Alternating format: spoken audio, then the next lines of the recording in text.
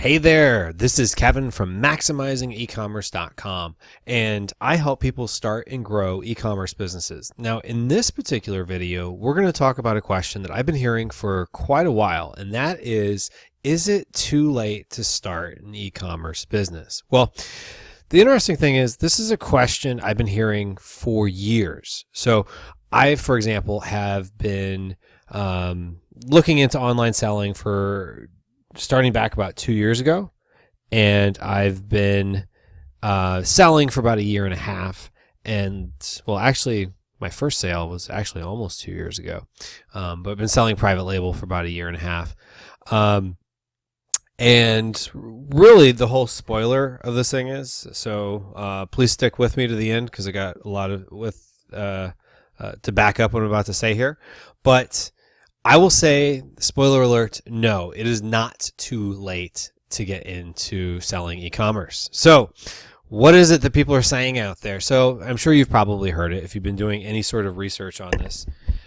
People are saying things like, it's too late to get in, all the good products are taken, there's too many rules now, it's not the Wild West on eBay and Amazon anymore like it used to be, the margins are getting to be too small. Well, that just means there's competition. It means there's opportunity because other people are trying to get into it. Now, is the gold rush over?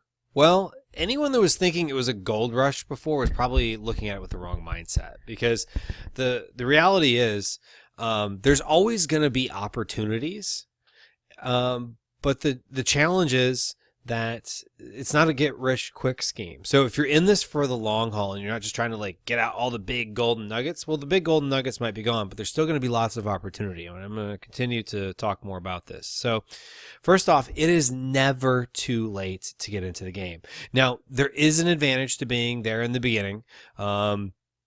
You know what? There was an advantage to Jeff Bezos starting Amazon in the mid 90s because he was there kind of at the beginning when the internet was really starting to take off.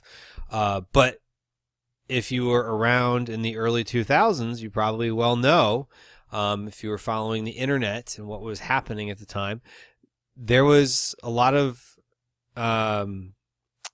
failure amongst a lot of internet startups. So just being somewhere in the beginning doesn't necessarily mean that you have the only option to succeed. And if you look at, more recent large companies, even getting outside of e-commerce, but like Airbnb and Uber, there's a lot of money to be made even after the big boom. So looking at it on a smaller level, like e-commerce, the way to look at it is that consumer shopping is always evolving, and there's a lot of dollars being spent online and offline, people just buying stuff.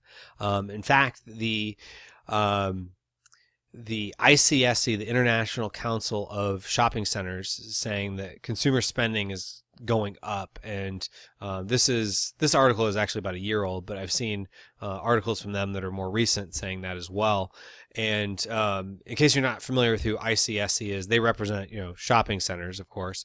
And oftentimes, if you watch the news, especially around the holidays, and they talk about retail numbers are up this year, they're down this year, they're up by a certain percentage. It's oftentimes they're getting those numbers from ICSC. Well, let's go into another chart here. So let's talk about people's spending habits and how they're changing. So this particular graph, if you look at where it says non-adjusted, there's those little peaks. Now those peaks are going to represent fourth quarter. Fourth quarter, doesn't matter if it's online or offline, is always going to have the biggest numbers of the year, and then kind of lowers down in the spring and the summer, kind of picks back up a little bit in the fall, and then bam, it gets crazy there at the Christmas time. So looking at this graph, you can see back in the left-hand side versus Q1, or first quarter of 2007 going all the way to first quarter of 2017, the percentage of sales that are made in e-commerce, so online sales versus offline sales, has about tripled. So from about 3.5% to almost 9% in really just a 10-year period of time. So think about that for a second. The pie has grown, and the slice of the pie that goes to e-commerce has gotten bigger.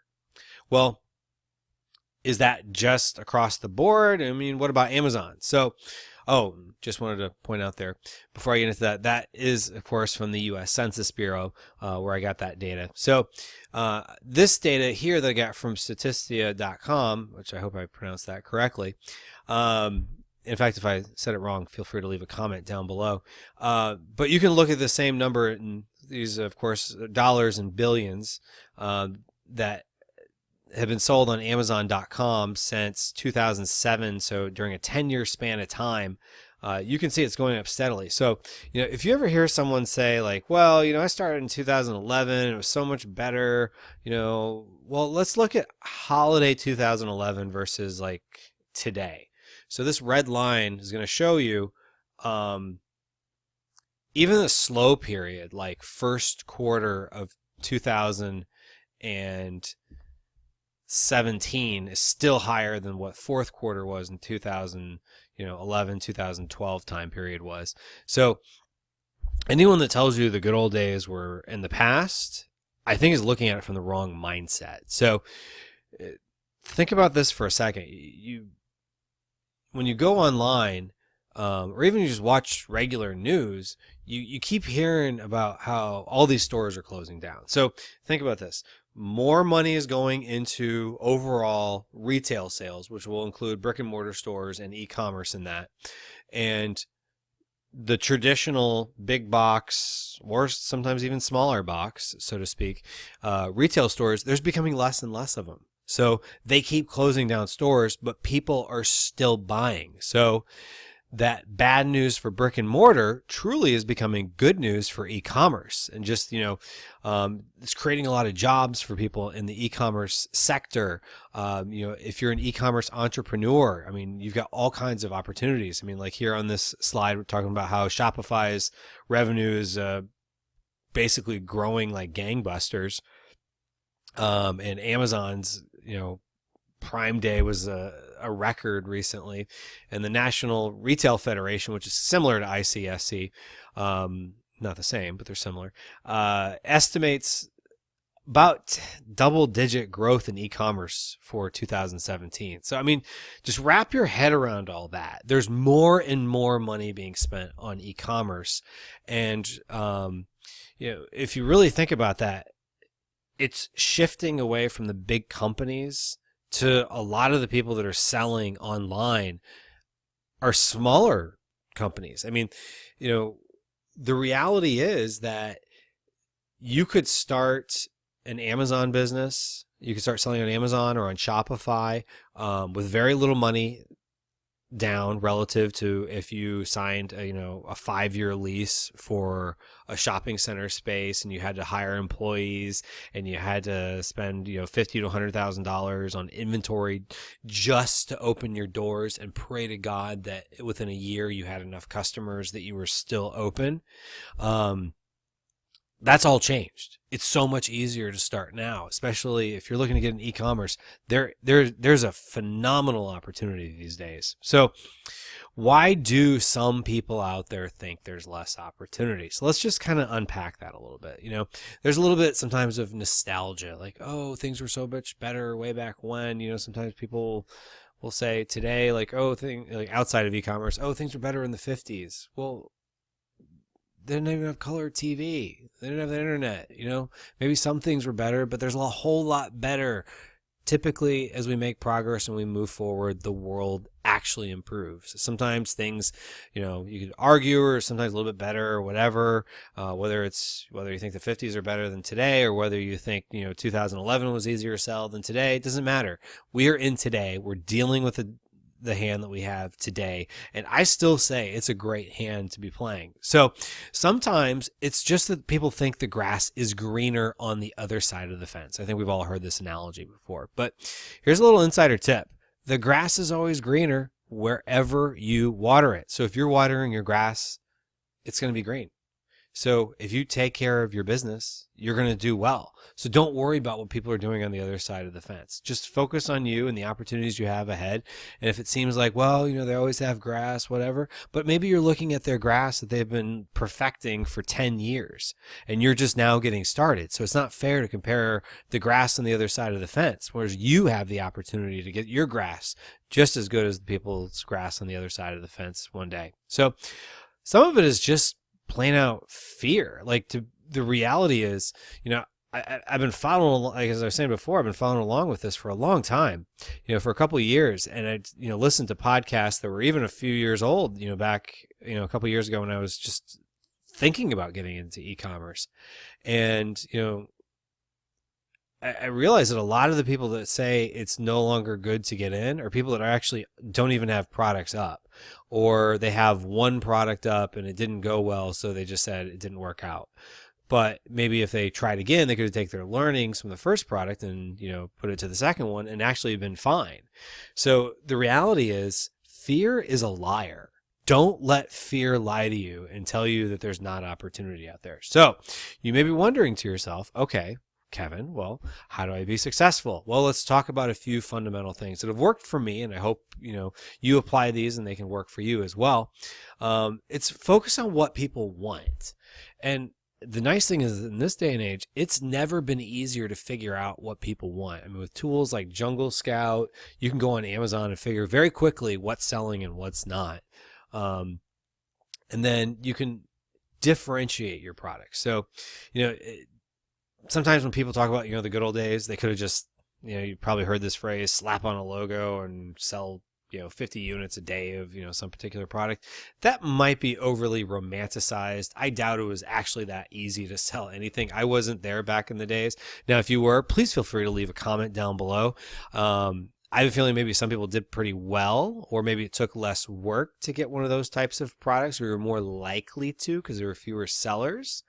But there's still plenty of opportunity. So if you differentiate with nice packaging or good quality, or something that's going to differentiate your products from other similar type products, there is a demand for good products.